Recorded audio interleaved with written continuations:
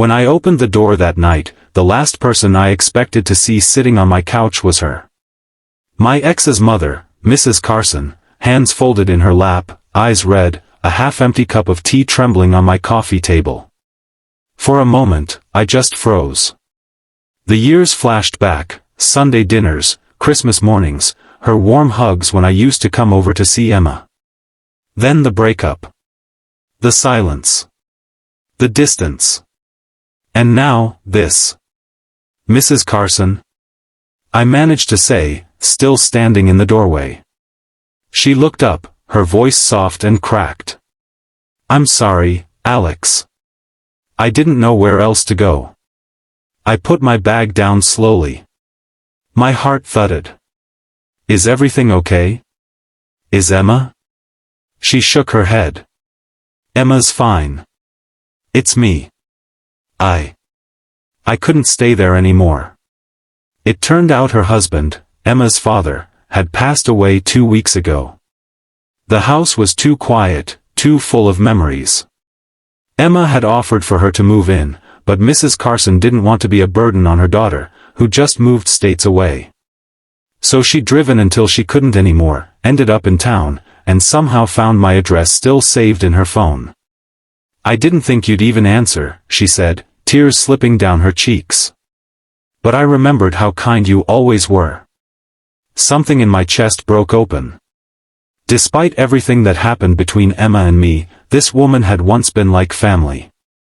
And in that moment, all the past resentment seemed small. I made her dinner. She barely ate, just picked at her food and told stories about how she and Mr. Carson used to sit on the porch for hours after dinner, doing nothing, just being. You don't realize those moments are gold until they're gone, she whispered. That night, I gave her my bed and slept on the couch. Over the next few days, she stayed. I helped her sort through paperwork, made sure she ate, and drove her to the cemetery when she finally felt ready to visit her husband's grave.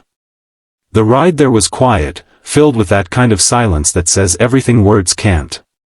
One afternoon, as we sat drinking tea, she looked at me and said, "You know, Alex, I always thought you were the best thing that happened to Emma.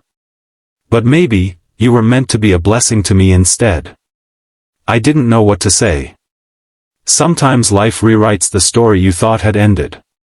When Emma called later that week to check in, she was shocked to learn her mother was staying with me. But instead of anger, there was gratitude in her voice. "Thank you," she said quietly. "She sounds happy for the first time in a while." Mrs. Carson stayed for 2 weeks.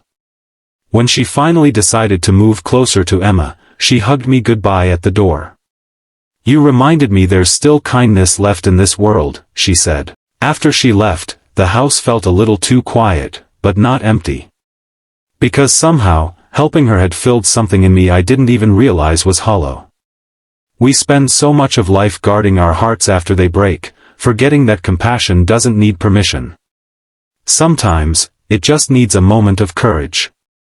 I never got back together with Emma. But every Christmas, a card arrives from her mother, signed in her neat cursive, "You were there when I had no one.